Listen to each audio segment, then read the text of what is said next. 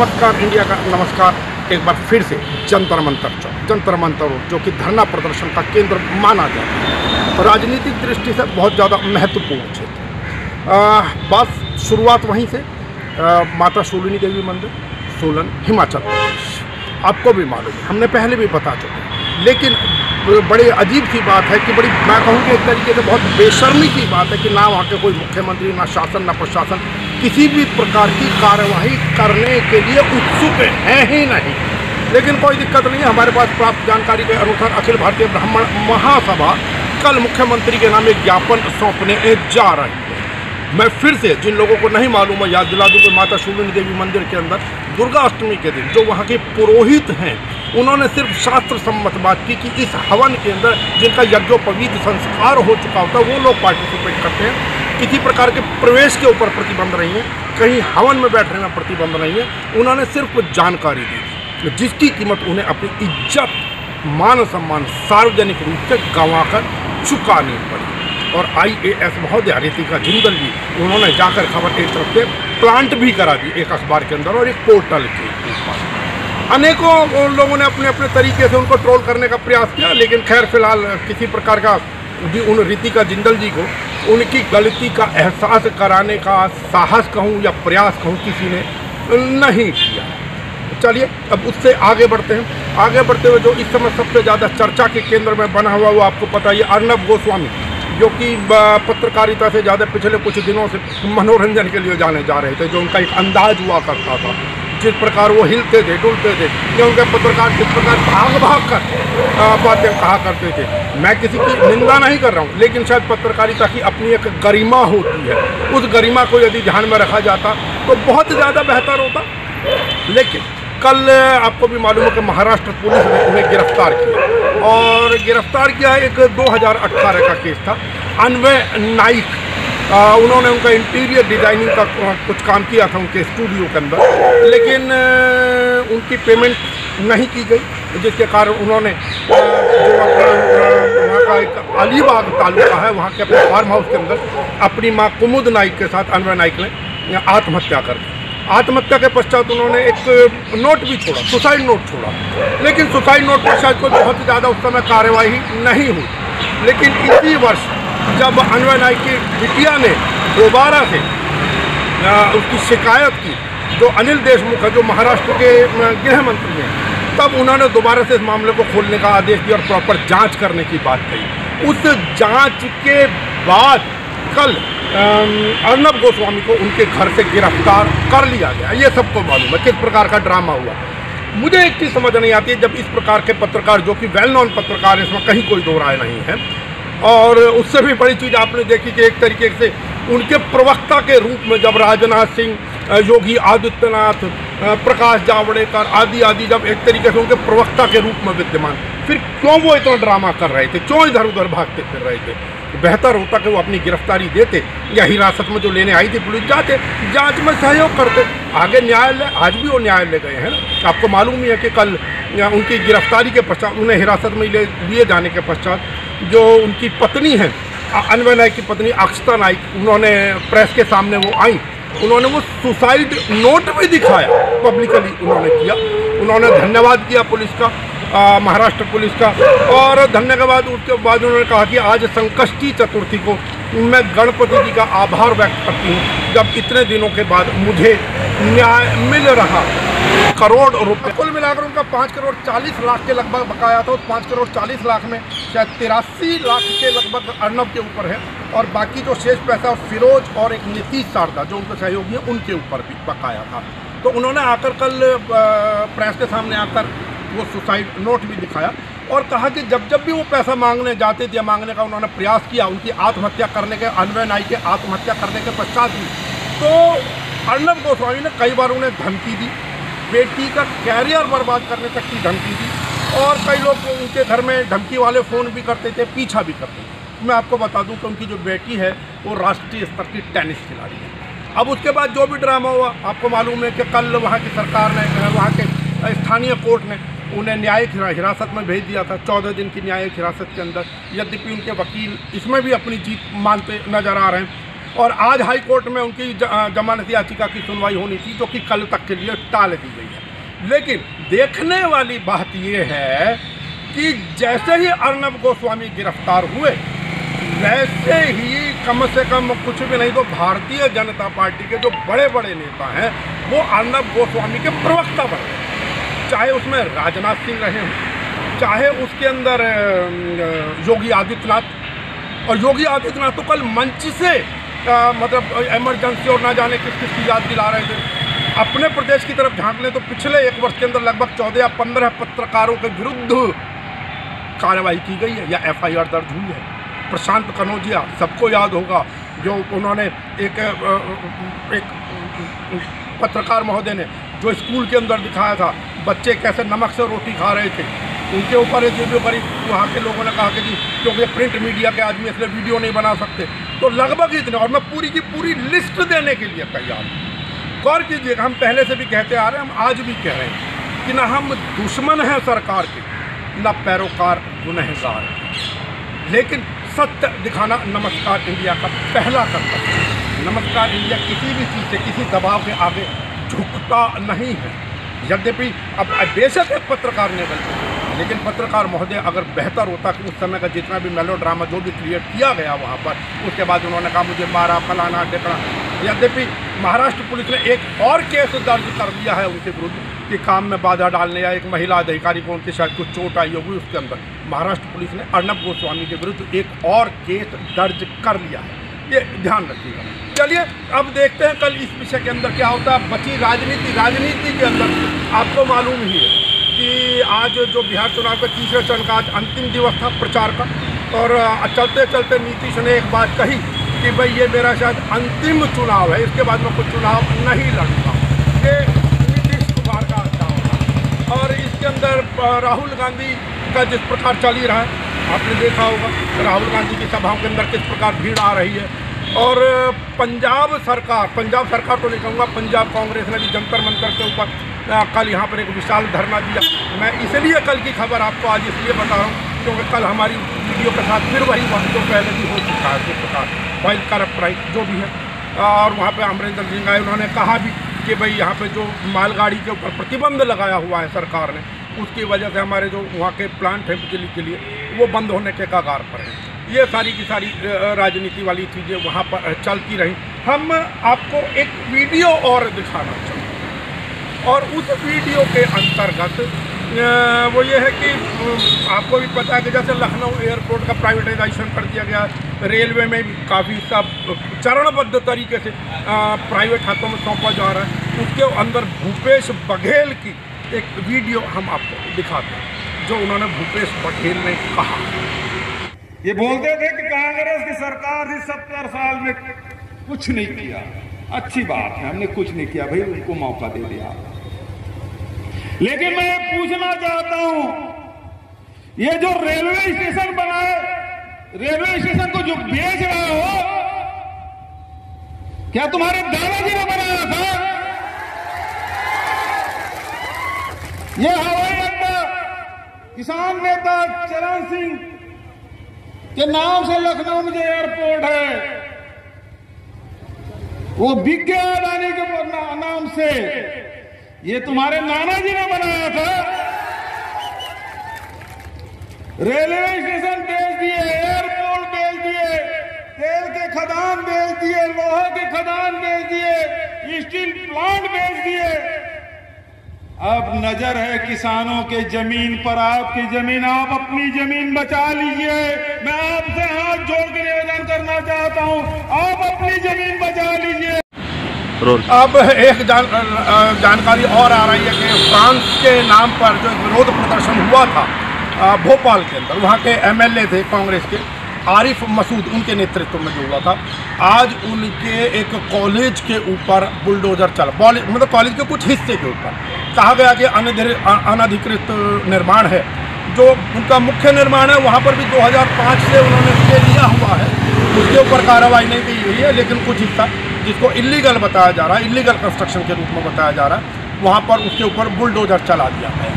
अब यही राजनीति आरोप प्रत्यारोप, और इन्हीं आरोप प्रत्यारोप पर आगे की चर्चा करते हुए आतंकवाद और इस्लामिक आतंकवाद के ऊपर चर्चा कर रहे हेतु या और विषयों को लेकर, स्पेन के अन्य विषयों को लेकर हमने बात की मौलाना अरशद नदवी से। वो भी अंश देखिए।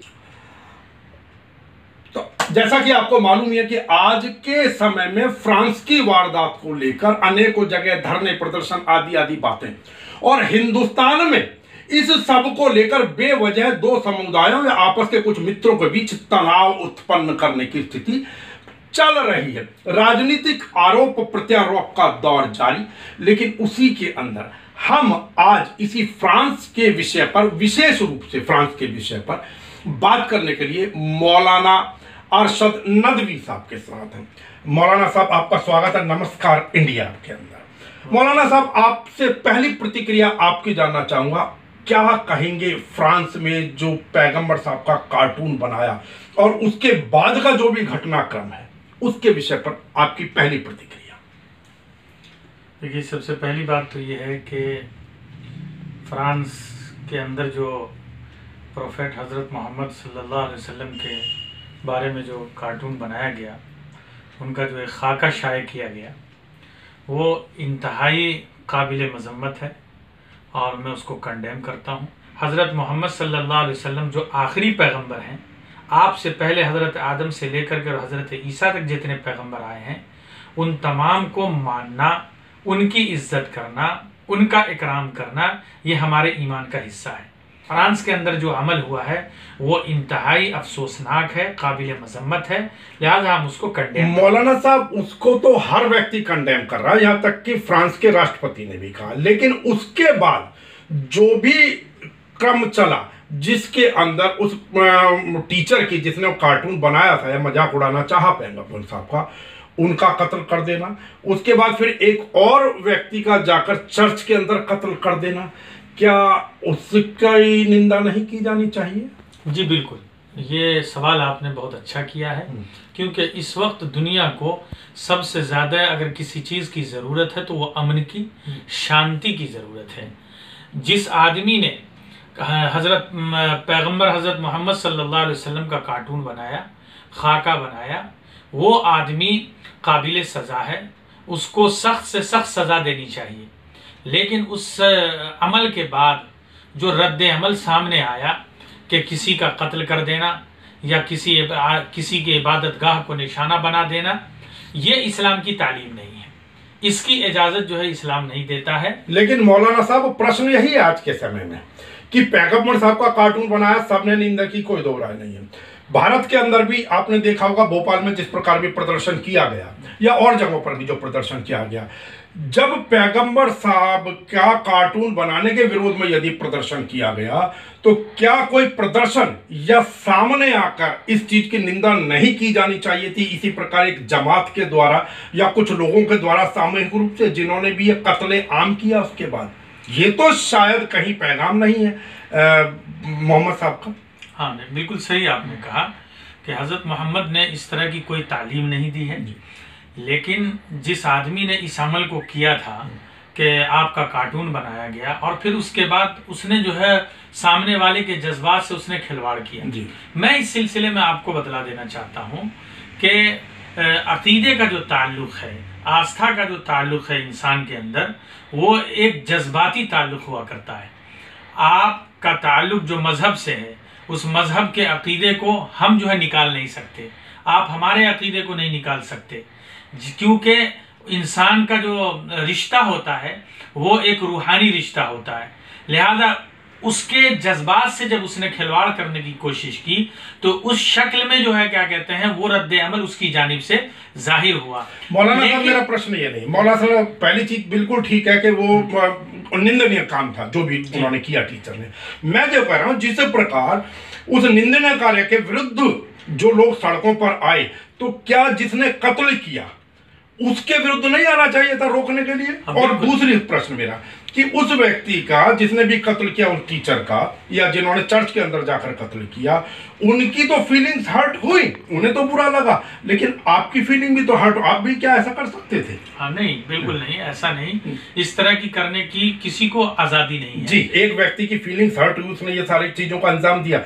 फ्रांस के अंदर और भी तो लाखों मुस्लिम रहते हैं, क्या उनकी फीलिंग हर्ट्स नहीं हुई? बिल्कुल। क्या वो मुस्लिम नहीं है? मसला सिर्फ फ्रांस का नहीं है, हाँ। बल्कि पूरी दुनिया के इंसानियत का मसला है। लेकिन पूरी दुनिया की इंसानियत, क्या यह इंसानियत के विरुद्ध नहीं था कि आप एक मैटर को लेकर के ऊपर तो आप सड़कों के ऊपर आ गए? लेकिन जो लोग इसी प्रकार, क्योंकि अगर आप इस प्रकार सड़कों पर आएंगे तो फिर आपको ऐसा नहीं लगता कि ये और लोगों के लिए प्रेरणा स्रोत हो सकता है कि भाई जब उसने कत्ल किया उसकी फीलिंग हट हुई तो मैं भी यही कार्य करूं? हाँ नहीं, इस चीज की रोकने का प्रयास नहीं किया जाना चाहिए? बिल्कुल बिल्कुल बिल्कुल, इस चीज की इजाजत नहीं दी जा सकती जी कि कोई भी आदमी किसी की गलती की बुनियाद पर उसे पकड़ के जो है कत्ल कर दिया जाए। जी, ये इस बात की जो है बिल्कुल इजाजत नहीं दी जाती, न तो इस्लाम में इसकी इजाजत है और न ही जो है क्या कहते हैं किसी भी तरह से कोई भी धर्म इसकी इजाजत देगा। लेकिन मौलाना साहब एक प्रश्न और, गलत काम है, बेशक हम भी कहते हैं गलत काम है, लेकिन होता किसी और देश के अंदर है और उसका खामियाजा जो यहाँ की जनता को भुगतना पड़ता है, ऐसा क्यों?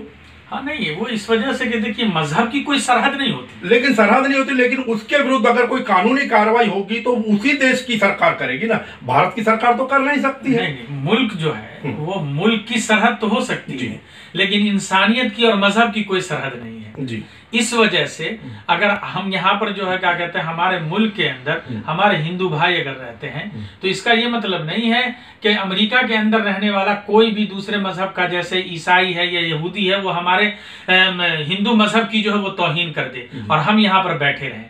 बिल्कुल ऐसा नहीं है। यही बात जो है मैंने इससे पहले आपसे कही कि मजहब का जो ताल्लुक है, उसका जो रिश्ता होता है वो सिर्फ जिस्मानी नहीं बल्कि वो रूहानी रिश्ता होता है। मतलब कुल मिलाकर आप दोनों बातों की निंदा कर रहे हैं। पैगंबर साहब का कार्टून बनाया गया उसकी भी निंदा, और जिसने कत्ल किया जाकर चर्च के अंदर उसकी भी निंदा करते हैं। उसका भी। और ये निंदा मौलाना अरशद नदवी व्यक्तिगत रूप से करते हैं या इस्लाम भी ऐसा करता है? नहीं, इस्लाम भी इसकी इजाजत नहीं देता कि आप किसी को कत्ल कर देंगे। मुसलमानों का ईमान और अकीदा इस बात पर है कि जिस तरह से हमारे लिए जनाब रसूलुल्लाह सल्लल्लाहु अलैहि वसल्लम यानी कि प्रोफेट हजरत मोहम्मद मोहतरम है, पूरी इंसानियत के वो नबी हैं, सिर्फ मुसलमानों के नहीं है।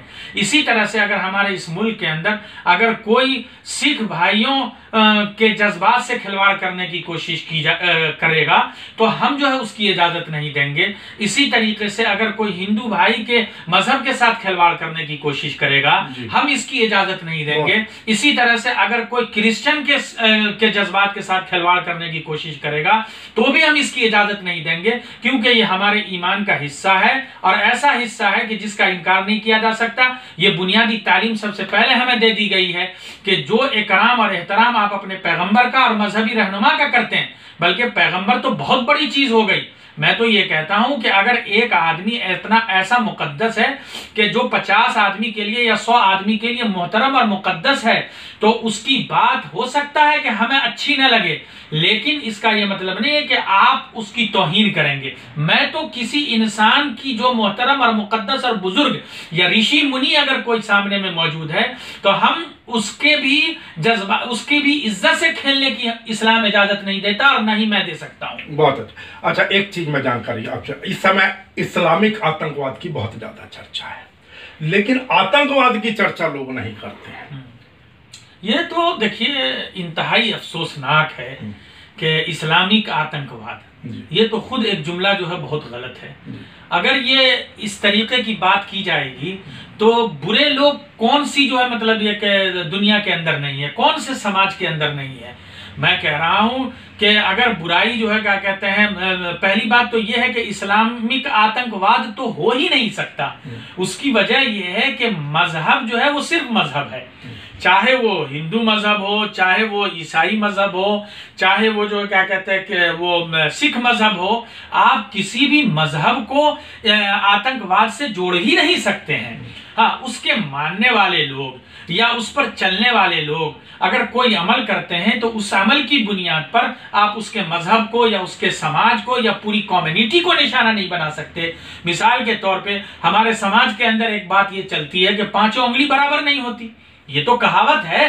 तो इसी तरीके से समाज में अच्छे और बुरे लोग होते हैं, इसी तरीके से मजहब के अंदर भी अच्छे और बुरे लोग होते हैं। अब आप ये देख लीजिए कि बहुत सारे मजहब के अंदर जो मजहबी रहनुमा है उनके जरिए से बहुत ही बुरे बुरे कारनामे जो है मीडिया के अंदर आए दिन सामने आ रहे हैं। तो क्या आप उस मजहब को जो हर्ट करना शुरू कर देंगे और आप ये कहेंगे कि वो मजहब जो है क्या कहते हैं इस चीज की तालीम देता है? एक मिसाल के तौर पे हमारे मुल्क के अंदर जो है वो एक शराब है, मिसाल के तौर पे कि शराब कितनी बुरी चीज है। इस शराब ने कितने लोगों के घर को उजाड़ दिया, कितने सुहाग को जो है खत्म कर दिया। लेकिन शराब पीने वाले को आप ये कहेंगे ये उसकी मजहब उसकी तालीम देता है? जी नहीं, एक आदमी का अपना पर्सनल जाती फेल है, आप उसको पूरे मजहब से और पूरे सोसाइटी और समाज से जोड़ करके देखेंगे तो ये आपके तंग नजरी की तो बात हो सकती है, लेकिन ये एक आप अच्छे इंसान होने की बात मतलब इस्लाम किसी भी प्रकार के आतंकवाद का समर्थन नहीं करता। समर्थन तो बहुत दूर की बात हो गई जी। मतलब ये कि ये सोच भी नहीं है, सोच भी नहीं। कुरान ने तो यहां तक बात कही है कि मन कतल नफ्सन बिगैरि नफ्सिन और फसादिन फिल अर्ज़ फकअन्नमा कतल अन्नास जमीआ, कि जिसने भी किसी एक आदमी को बेकसूर जो है उसने अगर कत्ल कर दिया तो गोया कि पूरी इंसानियत का कत्ल उसने किया, पूरे कम्युनिटी को, यानी कि दुनिया के अंदर जितने भी लोग हैं उन तमाम तर इंसानियत का कत्ल करने का जुर्म जो उस आदमी के ऊपर जो है नाफिज किया जाएगा। तो आतंकवाद से ताल्लुक या उसकी इजाजत ये सब तो मतलब ये कि समझ लीजिए ये जुमला इस्तेमाल भी नहीं किया जा सकता। लेकिन मौलाना साहब आपको नहीं लगता कि इस सब के लिए जो इस्लाम को मानने वालों को इस प्रकार का संदेश देने के लिए जो सड़कों पर आना चाहिए या पब्लिकली जिसका प्रचार प्रसार करना चाहिए, शायद उसमें कहीं कुछ कमी है? क्योंकि विदेशों में ISIS हो या कोई भी हो, वहां पर मारे जाने वाले सबसे ज्यादा मुस्लिम ही हैं। तो इस चीज का जो प्रचार प्रसार है, जो इस्लाम की तरफ उंगली उठाई जाती है, क्या नहीं लगता कि हिंदुस्तान में उसका सार्वजनिक रूप से प्रचार प्रसार करना अर्थात आतंकवाद का विरोध सार्वजनिक रूप से करने में कहीं ना कहीं थोड़ी सी कमी है? बिल्कुल सही, हम आपकी इस बात से सहमत है। उसकी वजह ये है कि हमारे पास जो है वो ये वक्त जो है वो मीडिया का वक्त है जी। ये जो है इस वक्त जो सोशल मीडिया का वक्त है और हमारे पास कोई ऐसा प्लेटफॉर्म नहीं है कि जिसके ऊपर हम आ करके उस तरह से उस मजबूती के साथ हम अपनी बात को दुनिया के सामने पेश करते जिस तरीके से करना चाहिए था। ये हम आपकी बात से सहमत है। लेकिन इस सिलसिले में भी जो मौजूदा मीडिया है हमारा या जो मौजूदा सोशल मीडिया में जो लोग मौजूद हैं उन्होंने भी हमारे साथ इंसाफ का मामला नहीं किया। अगर वो इंसाफ के साथ, अगर वो क्या कहते हैं खुले दिल के साथ अगर वो इस चीज को देखते और परखते और हमारे इन कारनामों पर जो है नजर डालते, जैसे कि खुद हिंदुस्तान के अंदर दारुल उलूम देवबंद ने आपको बहुत पहले जो है all India anti terrorist conference की थी, लेकिन उसकी उस बात को पूरी दुनिया में उस तरीके से नहीं फैलाया गया जिस तरीके से फैलाना चाहिए था। तो हम कंडेम करते हैं, हम उसको उसी तरह से बुरा समझते हैं, पूरा समाज उसको बुरा समझता है, लेकिन हमारी बात उस तरह से नहीं फैलाई जाती जिस तरीके से हमारे खिलाफ फैलाई जाती। मौलाना साहब एक आखिरी प्रश्न, हालांकि राजनीतिक है थोड़ा सा। अर्नब गोस्वामी मशहूर पत्रकार, उनकी गिरफ्तारी हुई, ठीक है, प्रश्न उसका नहीं है, वो जो होगा कोर्ट डिसाइड करेगा। लेकिन उसके बाद उनके प्रवक्ता के रूप में पूरी की पूरी, लगभग पूरी की पूरी भारतीय जनता पार्टी या कहूं केंद्रीय मंत्रिमंडल, वो सब प्रवक्ता के रूप में आए सामने। देखिए, अर्नब गोस्वामी का जो मैटर है वो बिल्कुल अलग है और मैं उनके मैटर की बात नहीं कर रहा हूं, मैं हमारी जिंदगी से उसका चाहे वो राजनाथ नहीं, मैं उनके प्रवक्ता, बिल्कुल ठीक है, मैं वहां पर नहीं जा रहा हूं। मैं कहना चाह रहा हूं केंद्रीय मंत्रिमंडल के लोग, बड़े बड़े लोग उनके प्रवक्ता बनकर आए, क्या वो लोग कोर्ट के निर्णय का इंतजार नहीं कर सकते? बिल्कुल, मैं इस सिलसिले में यही कहूंगा कि मामला अर्नब गोस्वामी का हो या फिर किसी और दूसरे का मामला हो, मामला जो है क्या कहते हैं किसी भी समाज के किसी भी वर्ग का हो, इस सिलसिले में हमें कोर्ट के फैसले का इंतजार करना चाहिए और इंसाफ से हमें काम लेना चाहिए।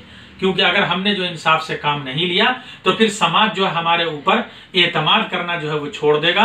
नतीजा ये होगा कि जो चीज हम उस समाज के सामने में अच्छाई भी लेकर के आएंगे तो समाज हमारी अच्छाई को कबूल नहीं कर सकता। ठीक है मौलाना साहब, आपका मैं ये विश्वास दिला सकता हूं कि नमस्कार इंडिया किसी भी मुद्दे को पूर्णतया, चाहे वो राजनीतिक हो या गैर राजनीतिक हो या धार्मिक हो, बिना किसी भेदभाव के और पूरी ईमानदारी से उठाता रहा है और उठाता रहेगा। आपका चाहे आपके समाज का, भारतवर्ष का, मानवता का किसी भी प्रकार का मुद्दा हो, ना हम किसी मुद्दे को उठाने से झिझकते हैं, ना झिझकेंगे। आपका हमारे साथ बातचीत करने के लिए बहुत बहुत धन्यवाद। ये थे मौलाना अरशद नदवी। इसी के तहत आपको पता है तुलसा भवानी मंदिर है, तुलजा भवानी मंदिर, उस्मानाबाद महाराष्ट्र के अंदर। वहाँ पर कांग्रेस, भारतीय जनता पार्टी के एक MLA और उनके कुछ कार्यकर्ता और कुछ अन्य साधु संतों को लेकर धरने पर बैठ गए। उनकी मांग है कि महाराष्ट्र के अंदर जब पब खोल दिए गए हैं, बार खोल दिए गए हैं, सारी चीज़ें खुल गई हैं, तो मंदिर क्यों नहीं खोला जा रहा। इस मांग को लेकर फिर राजनीति चल रही है। तो ये थी आज की चर्चाओं के ऊपर चर्चा। अब देखते हैं क्या निकलता है। अर्नब गोस्वामी को जमानत मिलती है या नहीं मिलती है, कल और क्या गतिविधियां रहती हैं, चुनाव में आगे क्या, ट्रंप साहब के संदर्भ में क्या नतीजे आते हैं। हालांकि ट्रंप इस समय बहुत ज़्यादा पीछे चल रहे हैं, तो कल तक कीजिए इंतजार। लेकिन स्वास्थ्य का ध्यान रखें, सोशल डिस्टेंसिंग बनाए रखें, मुंह पर मास्क लगाए बिना बाहर ना निकलें। कल तक के लिए नमस्कार इंडिया। कुछ तो है।